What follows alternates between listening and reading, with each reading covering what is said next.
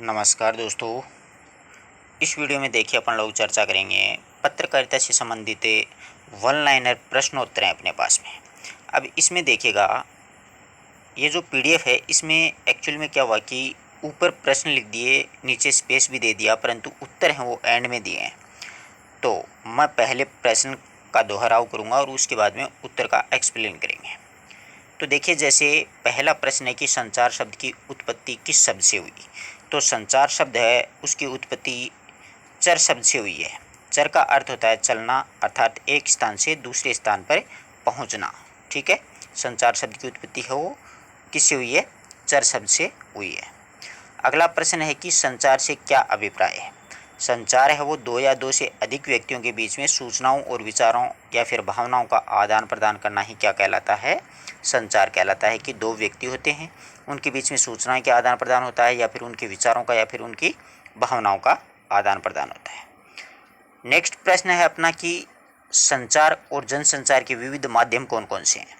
तो संचार या फिर जनसंचार के जैसे टेलीफोन है, इंटरनेट है, फैक्स है, समाचार पत्र है, रेडियो है, टेलीविज़न है और सिनेमा है। ये संचार के मुख्य मुख्य क्या होते हैं? माध्यम होते हैं। अगला प्रश्न है कि विल्बर सेम के अनुसार संचार की क्या परिभाषा दी है। तो विल्बर सेम ने संचार को अनुभवों की साझेदारी कहा है। क्या कहा है? अनुभवों की साझेदारी। नेक्स्ट 5 का प्रश्न है कि संचार के तत्व कौन कौन से होते हैं। संचार के तत्व होते हैं स्रोत, संदेश, शोर, डिकोडिंग और फीडबैक। अपन ने विस्तार से जब पढ़ा था तो यही चीज़ें आई थी। ठीक है ना।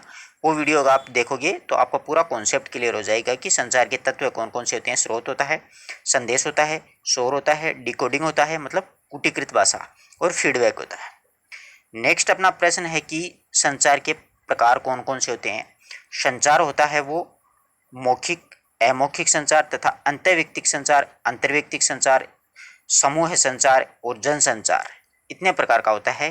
कितने प्रकार का होता है? कि मौखिक, अमौखिक यानी बोल करके या फिर इशारों से, या फिर अंतर्व्यक्तिक दो व्यक्तियों के मध्य, अंतर्व्यक्तिक यानी अपने आप में बात करना, संचार के समूह के माध्यम से, तथा जन संचार। तो इतने प्रकार का होता है संचार। नेक्स्ट अपना प्रश्न है कि संचार प्रक्रिया की शुरुआत कब होती है। संचार प्रक्रिया की शुरुआत जब स्रोत या फिर संचारक एक उद्देश्य के साथ अपने किसी विचार, संदेश या फिर भावनाओं को किसी और तक पहुंचाना चाहता है, तब वह संचार की शुरुआत होती है। सफल संचार के लिए क्या क्या आवश्यक होते हैं। सफल संचार के लिए आवश्यक होता है कि संदेह ग्रहीता की भाषा, कि संदेश जो ग्रहीता है उसकी भाषा यानी उस कोड में ही परिचित हो जिसमें वह संदेश भेज रहा हो, यानी जिसके माध्यम से वो संदेश भेज रहा हो जिस भाषा में, उसी भाषा में अपने को क्या है कि संदेश ग्रहण करने वाला ग्रहण करेगा। डिकोडिंग का अर्थ क्या होता है। डिकोडिंग का अर्थ होता है कि प्राप्त संदेशों में निहित अर्थ को समझने की कोशिश करना, यानी जो संदेश अपने को प्राप्त होता है उसका अर्थ अपन समझते हैं, उसे ही क्या कहते हैं? डिकोडिंग कहा जाता है। अगला प्रश्न है कि फीडबैक से हमें क्या पता चलता है। फीडबैक से हमें पता चलता है कि संचारक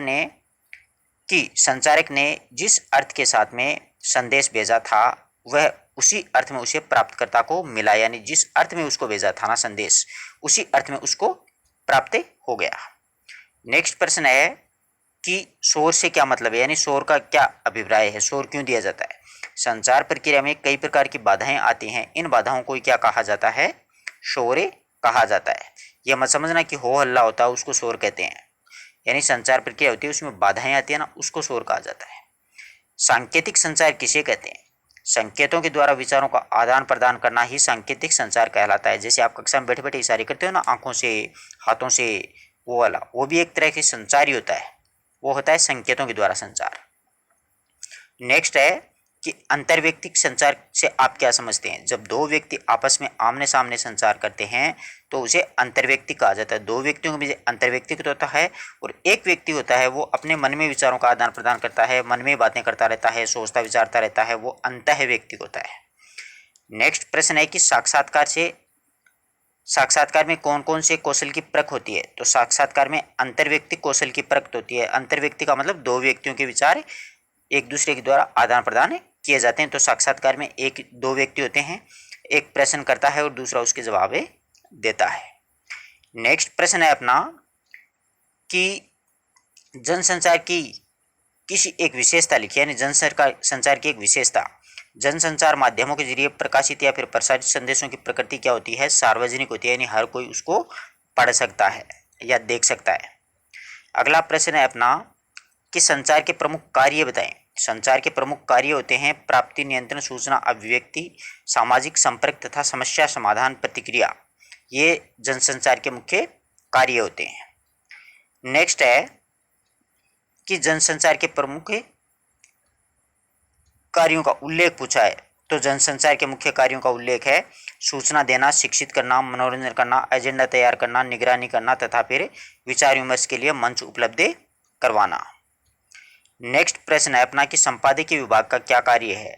संपादकीय जो विभाग होता है वो खबरों, लेखों या फिर फीचरों को सुव्यवस्थित ढंग से संपादक के करने का कार्य या फिर संपादकीय विभाग का ही होता है, यानी जो खबर होती हैं उनको सही से लिखना, जो निबंध या लेख मिलते हैं या फिर फीचर मिलती हैं उनको व्यवस्थित ढंग से लिख करके और समाचार पत्र में प्रकाशित करना। अगला प्रश्न है कि उद्यत मार्तंड जो समाचार पत्र था उसका प्रकाशन कब और कहाँ से हुआ। साप्ताहिक ये पत्र था और 1826 ईस्वी में निकला था। 30 मार्च है, कोलकाता से जुगल किशोर चतुर्वेदी के संपादकत्व में ये प्रकाशित हुआ करता था। नेक्स्ट प्रश्न है कि भारत में पत्रकारिता की शुरुआत कब हुई। भारत में पत्रकारिता की शुरुआत 1780 में जेम्स ऑक्सटन हिकी के द्वारा बंगाल गजट नामक एक पहला समाचार पत्र भारत का बंगाल गजट माना जाता है। ध्यान रखना इस बात का भी। अच्छा प्रश्न है। अगला प्रश्न है अपना 21 नंबर का कि आज़ादी से पूर्व प्रमुख पत्रकार थे गणेश शंकर विद्यार्थी, प्रताप नामक समाचार पत्र निकालते थे। माखनलाल चतुर्वेदी, करमवीर, महावीर प्रसाद द्विवेदी, सरस्वती, प्रताप नारायण मिश्र, शिवपूजन सहाय, रामवृक्ष बेनीपुरी, बाल मुकुंद गुप्त, ये सारे महत्वपूर्ण पत्रकार हुआ करते थे। अगला प्रश्न है अपना कि रेडियो का आविष्कार किसके द्वारा। 22 का है कि आज़ादी के पूर्व प्रमुख पत्रकारों के नाम, ये तो हो गया अपना। अगला प्रश्न है कि रेडियो का आविष्कार कब हुआ, किसने किया था। तो रेडियो का आविष्कार है 1895 में मार्कोनी के द्वारा किया गया था। ये प्रमुख समाचार पत्र हैं केसरी, हिंदुस्तान, सरस्वती, हंस, करमवीर, प्रताप, विशाल भारती, ये प्रमुख पत्रिकाओं के नाम है या पत्रों के नाम है। तो रेडियो का आविष्कार किया था 1895 में मार्कोनी ने। ये सारी बातें मैंने आपको विस्तार से भी बताई थी। अगला अपना प्रश्न है कि सिनेमा का आविष्कार कब हुआ। तो सिनेमा का आविष्कार 1883 में थॉमस अल्वा एडिसन के द्वारा किया गया था।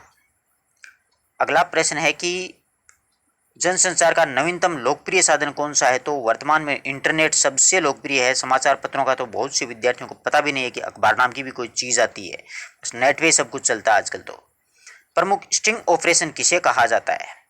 प्रमुख स्टिंग ऑपरेशन जो है वो तहलका ऑपरेशन या फिर दुर्योधन या फिर चक्रव्यूह, ये स्टिंग ऑपरेशनों के नाम है। यानी कौन कौन से हैं। एक तो तहलका स्टिंग ऑपरेशन और दुर्योधन है या फिर चक्रव्यूह है। पत्रकारिता का मूल तत्व कौन सा होता है। पत्रकारिता का मूल तत्व जिज्ञासा और समाचार व्यापक अर्थों में पत्रकारिता का मूल तत्व माने जाते हैं, जिज्ञासा और समाचार व्यापक। नेक्स्ट प्रश्न है पत्रकारिता का संबंध किससे है। पत्रकारिता का संबंध है वो सूचनाओं का संकलन एवं उनका संपादन करके पाठकों तक पहुंचाना। नेक्स्ट प्रश्न है समाचारों में कौन कौन से तत्व आवश्यक होते हैं। नवीनतम होनी चाहिए एक तो समाचार, एक जनता की रुचि होनी चाहिए, एक निकटता का उसमें भाव होना चाहिए, यानी अपने नज़दीकी सूचनाएं होनी चाहिए। ये नहीं है कि अमेरिका में बम फट गया तो अपने लिए वो है तो सही एक समाचार है, लेकिन अपनी इतनी रुचि नहीं होगी जितनी अपने एक लोकल क्षेत्र की सूचनाएं अपने को मिलेंगी। समझ रहे हो बात को। इसलिए निकटता का प्रभाव बहुत ही मायने रखता है, क्योंकि अपन वहाँ पर लाइव जाकर ये देख सकते हैं उसको अपनी आंखों से। लाइव तो आजकल टीवी पर ही दिखा देते हैं। नेक्स्ट प्रश्न है अपना कि संपादक में मुख्य रूप से क्या क्या आवश्यक होता है। तो संपादक में तथ्यपरकता, वस्तुपरकता, निष्पक्षता और संतुलन, ये बहुत ही आवश्यक बातें होती हैं। तथ्यपरक होना चाहिए, वस्तुपरक होना चाहिए, निष्पक्ष होना चाहिए या फिर उसका संतुलन भी होना चाहिए। नेक्स्ट अपना प्रश्न है कि समाचार की परिभाषा। समाचार किसी भी ऐसी ताज़ा घटना, विचार या फिर समस्या या रिपोर्ट जिसमें अधिक से अधिक लोगों की रुचि हो, जिसका अधिक से अधिक लोगों पर प्रभाव पड़े, वही क्या होता है कि समाचार माना जाता है। कि ताज़ा तो घटना होनी चाहिए या फिर कोई ऐसी रिपोर्ट होनी चाहिए जो तरोताज़ा हो, जिससे अधिक से अधिक लोगों की रुचि हो। जैसे कि खटाक से अपन को कोई सूचना मिल जाएगी, आपका उसमें सिलेक्शन हो गया, तो अपने लिए वो बहुत ही बड़ी एक सूचना होगी, अपने बहुत ज़्यादा जनसमूह की मतलब एक रुचि होगी उसमें, और खटाक से अपना देखना चाहेंगे कि ये अपना सिलेक्शन हुआ कि नहीं हुआ, या वहाँ पर ये दुर्घटना हो गई, ये हो गया। इस प्रकार की जो सूचनाएं होती है ना, ताज़ा होनी चाहिए, जिसमें लोगों की रुचि हो, अधिक से अधिक लोगों का उस पर प्रभाव पड़े। जैसे कि प्रधानमंत्री आज वहाँ पर अपने लोकल क्षेत्र का नाम आ जाए कि वहाँ का दौरा कर रहे हैं, तो अपन लोग बहुत मतलब उत्सुक होते हैं उनको देखने के लिए, उनके जनसमूह जनसैलाब में जाने के लिए, वो वाली बात है। नेक्स्ट प्रश्न है अपना कि संपादन का क्या अर्थ होता है। किसी भी सामग्री की जो अशुद्धियां होती है ना, उनको दूर करके उसे पठनीय बनाना ही संपादन कहलाता है। कई बार आता है ना कि बाबू श्याम सुंदर दास ने रामचरितमानस का संपादन किया, अब अपन को पता ही नहीं होता, संपादन तो कर दिया पर संपादन किया कैसे, अपन तो याद तो कर लेते हैं उस चीज़ को, पर पता नहीं होता संपादन होता क्या चीज़ है। तो आज आपका कन्फ्यूज दूर हो गया ना, इसलिए मैं कहता हूँ ज़्यादा से ज़्यादा किताब पढ़ा करो। किताबों में ऐसी ऐसी बातें हैं जो अपन सुनते रहते हैं, उनको याद भी करते रहते हैं, परंतु रियल लाइफ में अपन को ऐसे पता ही नहीं होता है कि ये होती क्या है। ऐसी बहुत सी बातें हैं, इसलिए आज से आपको पता चलेगा संपादक का मतलब क्या होता है। लेखक अलग चीज़ होती है, संपादक अलग चीज़ होती है। आगे देखिएगा, अगला प्रश्न है अपना कि पत्रकार की बैसाखियां किसे कहा जाता है। तो पत्रकार की बैसाखियां जो हैं वो विश्वसनीयता, संतुलन, निष्पक्षता और स्पष्टता, ये चार पत्रकारिता की बैसाखियां होती हैं। अच्छा प्रश्न है, परीक्षा में पूछा जा सकता है ऐसा प्रश्न है कि विश्वसनीयता, संतुलन, निष्पक्षता और स्पष्टता ये क्या है। समाचार के तत्व हैं, एक समाचार की बैसाखियां हैं, एक समाचार के ककहरे हैं। इस प्रकार से परीक्षा में बन सकता है, अच्छा प्रश्न बन सकता है। नेक्स्ट अपना प्रश्न है कि संपादकीय किसे कहा जाता है। संपादकीय जिस पृष्ठ पर विभिन्न घटनाओं और समाचारों पर अपनी एक राय प्रकट करता है ना, उसे संपादकीय कहा जाता है कि ये सूचना कहाँ तक प्रामाणिक है, उसे ही संपादकीय कहते हैं। पहले पृष्ठ पर प्रकाशित होने वाले हस्ताक्षरित समाचार को क्या कहते हैं, यानी पहले पृष्ठ पर जो प्रकाशित होते हैं उन हस्ताक्षरित समाचार को क्या कहते हैं। कार्टून को ना कहा जाता है। आता है ना नीचे से, एक ध्यान रखना, एक इधर से एक उलूल से एक कार्टून सा बना हुआ मिलता है, वो होता है कार्टून कोना। अगला देखिएगा कि पत्रकारिता के मुख्य प्रकार। पत्रकारिता के मुख्य प्रकार देखिएगा, खोजपरक पत्रकारिता, विशेषीकृत पत्रकारिता, वॉचडॉग पत्रकारिता, एडवोकेसी पत्रकारिता, वैकल्पिक मीडिया पत्रकारिता। तो कितने हो गए, 1 2 3 4 5, 5-6 प्रकार की होती है ये। स्पेशली कई बार तो कई की जगह तो आपको 7 भी मिल जाएगा इसका। तो ये मुख्य होते हैं खोजपरक, विशेषीकृत, वॉचडॉग, एडवोकेसी और वैकल्पिक।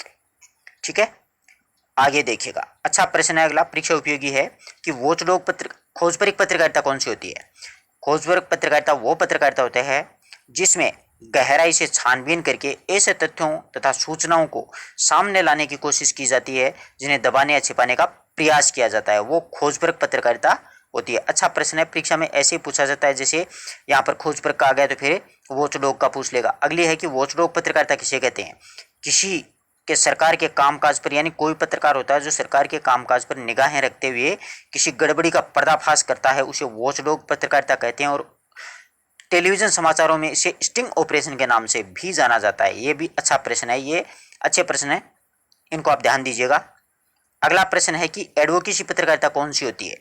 किसी खास मुद्दे को उछाल करके उसके पक्ष में जनमत बनाने की कोशिश की जाती है ना पत्रकार के द्वारा, लगातार अभियान चलाया जाना ही एडवोकेसी पत्रकारिता कहलाती है। कि कोई खास मुद्दा होगा, उसे उछाल देगा वो जनता में, और जनता क्या होगी, इकट्ठी होगी, उस जनसमूह इकट्ठा करेगा, वो जनमत तैयार करेगा पत्रकार, और ऐसा एक अभियान चलाएगा, वो एडवोकेसी पत्रकारिता है, वो कहलाएगी। नेक्स्ट देखिएगा, नेक्स्ट है कि वैकल्पिक मीडिया से आप क्या समझते हैं। वैकल्पिक मीडिया, जो मीडिया स्थापित व्यवस्था के विकल्प के सामने, यानी स्थापित जो व्यवस्था है, जो शासन सरकार है, उसके विकल्प के सामने, उस विकल्प को सामने लाने और उसके अनुकूल वैकल्पिक सोच को अभिव्यक्त करता है, उसे ही वैकल्पिक मीडिया के नाम से जाना जाता है। यानी ऐसी मीडिया जो व्यवस्था यानी सरकार के विकल्प को सामने लाने और उसके अनुकूल वैकल्पिक सोच का अभिव्यक्त करना ही वैकल्पिक मीडिया कहा जाता है। नेक्स्ट अपना प्रश्न है कि अखबार शब्द मूल रूप से किस भाषा का शब्द है। बहुत ही शानदार प्रश्न है। अखबार शब्द मूलतः है अरबी भाषा का शब्द है। देखो, समाचार पत्र में अरबी में अखबार कहा जाता है समाचार पत्र को, इसीलिए ऐसा पत्र जिसमें खबरें ही खबरें हो वह अखबार कहलाता है। परंतु आजकल तो विज्ञापन ही विज्ञापन मिलते हैं, खबरें तो मिलती नहीं है साला। अगला देखिएगा, तो ध्यान रखिए अरबी भाषा का ये शब्द है। अग्रलेख से आप क्या समझते हो? अग्रलेख का मतलब होता है कि एक संपादकीय स्तंभ में 2 या 3 संपादकीय लेख हों तो पहले तो अग्रलेख व अन्य संपादकीय टिप्पणियां भी उसे कहा जाता था। पहले उसे क्या कहा जाता था? इसको पहले अग्रलेख को संपादकीय टिप्पणी भी कह देते, यानी जो संपादक होता था उसकी टिप्पणी भी कहा जाता था। आजकल उसको अग्रलेख कहने लगे। अगला प्रश्न है कि एंकर का क्या अर्थ होता है तथा उद्घोषक को हम किस अर्थ में समझ सकते हैं? तो किसी टीवी कार्यक्रम को संचालित करने वाला अभिनेता या अभिनेत्री, रेडियो कार्यक्रम को शुरू करने से पूर्व कार्यक्रम संबंधी अन्य आवश्यक घोषणाएं करने वाला उद्घोषक कहलाता है। यानी एंकर कौन होता है? टीवी के कार्यक्रम को संचालित करने वाला अभिनेता या अभिनेत्री होता है ना, उसको तो एंकर कहते हैं। अब उद्घोषक होता है कि रेडियो में जो कार्यक्रम शुरू होने से पूर्व कार्यक्रम से संबंधित अनेक आवश्यक जो घोषणाएं करते हैं ना पहले, उसका उद्घोष करने वाला उद्घोषक कहलाता है। नेक्स्ट अपना प्रश्न है कि कवरेज को हम किस अर्थ में लेते हैं? कवरेज संपादकीय लेख टिप्पणी तैयार करने हेतु विभिन्न पत्र पत्रिकाओं को काट करके रखी गई कतरनों को क्या कहा जाता है? वो कहलाते हैं कवरेज। यानी जो कतरने होती है उसको क्लिपिंग कहते हैं। क्लिपिंग मतलब कवरेज, उसको कवर करना। समझ गए बात को? कि संपादकीय लेख और जो टिप्पणियां तैयार करते हैं उससे पहले जो अखबार में अनेक सूचनाएं होती है ना पत्र पत्रिकाओं, उनको काट काट करके रख लेते हैं, उसमें से ध्यान से उनको पढ़ते हुए समझते हुए उन कतरनों को होते हैं उनको उनके साथ में ऐड कर दिया जाता है। अगला है कि गजट को परिभाषित कीजिए। यानी गजट क्या होता है? मतलब घटना स्थल पर पहुंच के समाचारों का संकलन करना और उसे प्रकाशित करना ही क्या मतलब एक कवरेज या फिर वो गजट के रूप में माना जाता है। यानी उसको उस क्षेत्र को क्या कर लिया है? कवर कर लिया है। जहाँ पे भी कोई घटना घटित हो रही है वहाँ पर पहुँच करके समाचारों का संकलन, यानी वहाँ के लोगों से बातचीत करके पत्रकार बातचीत करते हैं या फिर टीवी वाले होते हैं वो एंकरों से बातचीत करते हैं और उन्हें प्रकाशित करना ही क्या कहलाता है? कवरेज। यानी उस क्षेत्र विशेष को क्या कर लेते हैं? वो कवरेज कहलाते हैं। गजट मतलब क्या होता है? वह समसामयिक पत्र जिसमें सरकारी सूचनाएं प्रकाशित होती हैं। गजट में क्या होता है? अधिसूचनाएं जो होती है ना समाचारों में आती हैं, अधिसूचनाएं वो गजट में प्रकाशित होती हैं। यानी समसामयिक पत्र जिसमें सरकारी सूचनाएं प्रकाशित होती हैं, यानी सरकार की जो सूचनाएं होती हैं वो अधिसूचना कहलाती है। नेक्स्ट अपना प्रश्न है कि पत्रकारिता में 6 ककार कौन कौन से हैं? पत्रकारिता में 6 ककार होते हैं। मैंने आपको विस्तार से पढ़ाया था इनको कि पत्रकार क्लिंग के समाचार संकलन के लिए 5 W और एक क्या होता है उसमें H का सिद्धांत दिया गया है। इसमें 6 मतलब एक तरह से ककेरे बताए गए हैं। इन ककारों को कहाँ, कब, क्या, किसने, क्यों और कैसे, ये 6 ककेरे उसमें दिए गए हैं। इस बात का ध्यान दीजिएगा। ककेरे कितने होते हैं? 6 होते हैं कि कहाँ हुआ, कब हुआ, क्या हुआ, कैसे हुआ, क्यों हुआ, किसने किया, इस प्रकार से। अगला अपना प्रश्न है कि टाइपिंग के कितने अंग होते हैं? यानी टाइप के 10 अंग होते हैं। Counter, body, serif, face, beard, shoulder, pin, nick, वुट और फुट, ये टाइप के 10 अंग होते हैं अलग अलग। यानी इस तरीके से टाइपिंग की जाती है। नेक्स्ट अपना प्रश्न है कि टेलीप्रिंटर किसे कहा जाता है? यानी टेलीप्रिंटर वो होता है विद्युत चालित मशीन जिसकी सहायता से संवाद समितियों में समाचार अखबार के कार्यालय तक मशीन पर चढ़े कागज पर स्वतः टाइप होकर के पहुंच जाते हैं। उनको क्या कहा जाते हैं? टेलीप्रिंटिंग कहा जाता है। डम्मी शब्द क्या होता है? मतलब प्रत्येक जो समाचार पत्र होता है उसके शीर्ष के बाद में एक तो क्या होता है इसमें इंट्रो से पहले उस समाचार का स्थान और तारीख दी जाती है उसे, मतलब एक डेडलाइन छपी रहती है। डेडलाइन में क्या होता है कि प्रत्येक समाचार पत्र होता है उसके शीर्ष के बाद में एक पहले तो होता है इंट्रो, फिर बॉडी और फिर समापन। तो इंट्रो से पहले समाचार का स्थान व तारीख दे दी जाती है, उसे ही क्या कहा जाता है? एक डेडलाइन कहा जाता है। तड़ित समाचार या फ्लैश से आप क्या समझते हैं? मतलब तड़ित समाचार कौन सा होता है?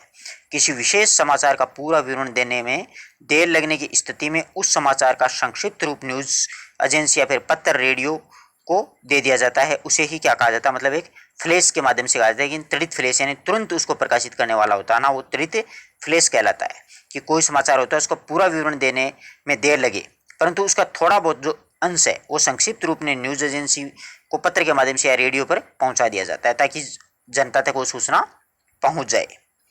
अगला अपना प्रश्न है कि पीत पत्रकारिता यानी येलो नर्लिज्म के बारे में आप क्या जानते हो? येलो जर्नलिज्म होते हैं ना, जर्नलिज्म, उसके बारे में कि कतिपय समाचार पत्रों में कई सनसनीखेज खबरें होती हैं। अपन ने पढ़ा था ना पीत पत्रिका वगैरह, उसमें साफ लिखा था कि कतिपय समाचार पत्रों में सनसनीखेज खबरों और व्यक्तिपरक चरित्र हनन की समाचारों की, जैसे फिल्मी समाचार होते हैं, उनसे संबंधित समाचारों को अधिक से अधिक महत्व दिया जाता है। ऐसी प्रवृत्ति को क्या कहा जाता है? पीत पत्रिका के नाम से जाना जाता है। यानी सनसनीखेज खबरें होती है ना, उनको ही क्या कहा जाता है? पीत पत्रिका कहा जाता है। प्रिंट लाइन से परिभाषित, मतलब प्रिंट लाइन क्या होती है? प्रत्येक समाचार पत्र या पत्रिका होती है, उसके संपादक में प्रकाशक और मुद्रक का नाम अनिवार्य रूप से प्रकाशित किया जाता है। इस विवरण को ही क्या कहा जाता है? प्रिंट लाइन के नाम से जाना जाता है। फिल्डर पर टिप्पणी, यानी फिल्डर क्या होता है? वह छोटा छोटा मैटर जो मेकअप में खाली स्थान बचने पर उसे भरने का काम करता है, उसे क्या कहा जाता है अपने? मतलब फिल्डर टिप्पणी कहा जाता है। फीचर, फीचर का प्रश्न पक्का पूछा जाएगा। किसी रोचक विषय का मनोरंजन शैली में लिखा गया लेख क्या होता है? फीचर कहलाता है। रोचक विषय होगा परंतु उसको मनोरंजक ढंग से पत्रकार है वो उसको प्रकाशित कर देगा समाचार पत्रों में, तो वो फीचर बन जाएगा। अगला प्रश्न है अपना कि फॉलोअप क्या होता है? गद्य उसमें अधूरे समाचार की अगली और नवीन जानकारी को प्रस्तुत करना ही फॉलोअप कहलाता है। फॉलोअप यानी पीछे जो कुछ सूचनाएं दी वो छोटी या शॉर्ट में दे दी, अपन ने अधूरी सूचना दे दी, समाचार दे दिया, परंतु उसको अगली सुबह नवीन जानकारी के साथ में उसको प्रस्तुत कर दिया जाता है। अगला अपना प्रश्न है कि वाई लाइन क्या होती है? संवाद के ऊपर दिया जाने वाला संवाददाता का नाम होता है ना, उसको क्या बोलते हैं? वाई लाइन कहा जाता है। अगला अपना प्रश्न है कि रिपंच के बारे में जानते हो? किसी समाचार को भेजने के केंद्र से पुनः प्रेषण करना ही रिपंच कहलाता है, यानी दोबारा भेजना। फिर है कि लाइन ब्लॉक क्या होती है? लाइनों में बने चित्रों का ब्लॉक होता है ना, उसको लाइन ब्लॉक के नाम से जाना जाता है। लीड, समाचार का मुख्य बिंदु जिसे पैरा में दिया जाता है वो लीड होता है ना, लीड रोल, तो वो लीड होता है कि समाचार का मुख्य बिंदु जिसे पैरा में दिया जाता है सबसे पहले। अब अगला अपना प्रश्न है कि लेड क्या है?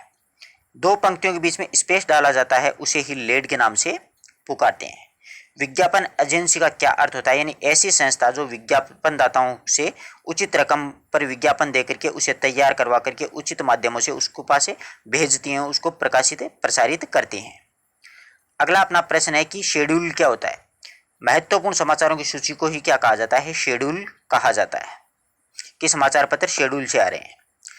अगला अपना प्रश्न है कि सर्वेक्षण या फिर सबिंग के विषय में के बारे में बताइए।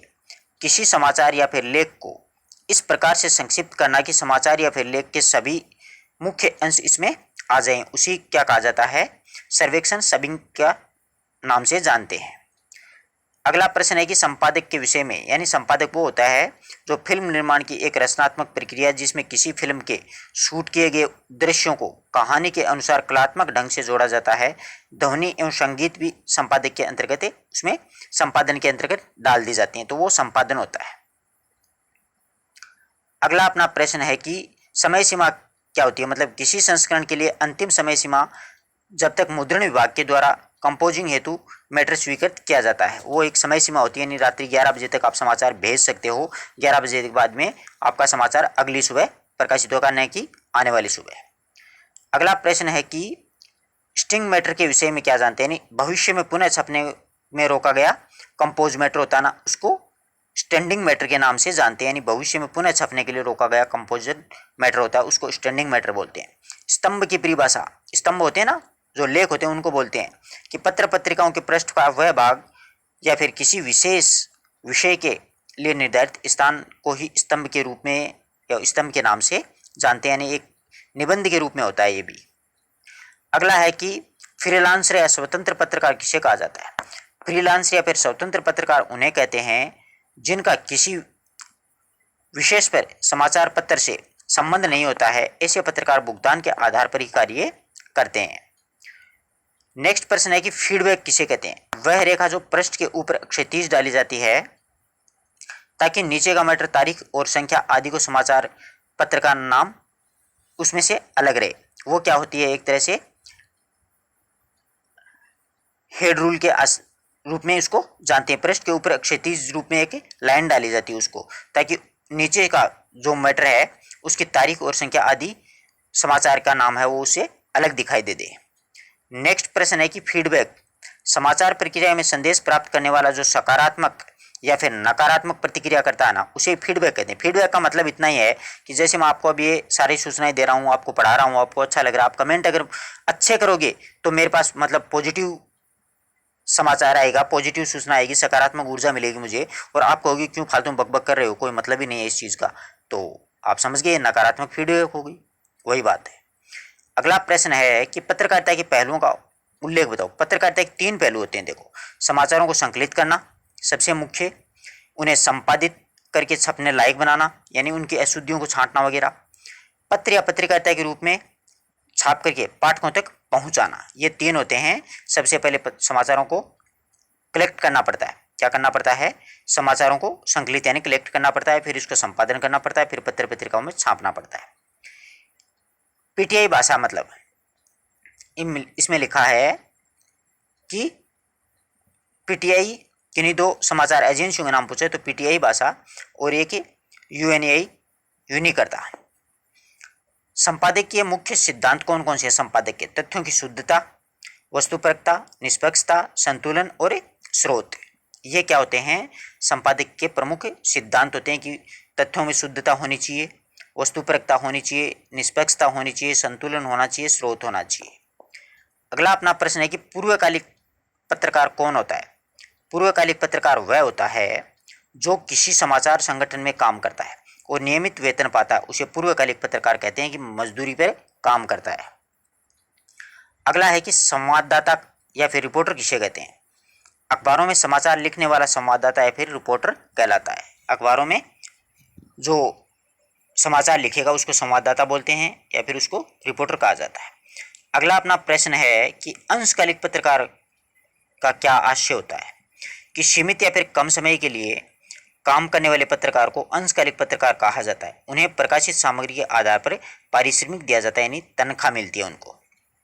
अब अगला है कि समाचार पत्र की 2 शैलियाँ होती हैं, ध्यान रखना। एक तो होती है सीधा पिरामिड शैली, जिसमें समाचारों में सबसे महत्वपूर्ण तथ्य को पहले पैराग्राफ में और उसे कम महत्व की सूचना को तथ्य की जानकारी उसके बाद में दी जाती है। एक होती है उल्टा पिरामिड शैली। इस शैली में समाचारों को ढांचा ये होता है कि जिसमें आधार ऊपर और शीर्ष नीचे होता है, जिसमें समाचारों का जो क्रम होता है वो समापन, बॉडी और मुखड़ा कहलाता है, यानी इंट्रो, बॉडी और समापन।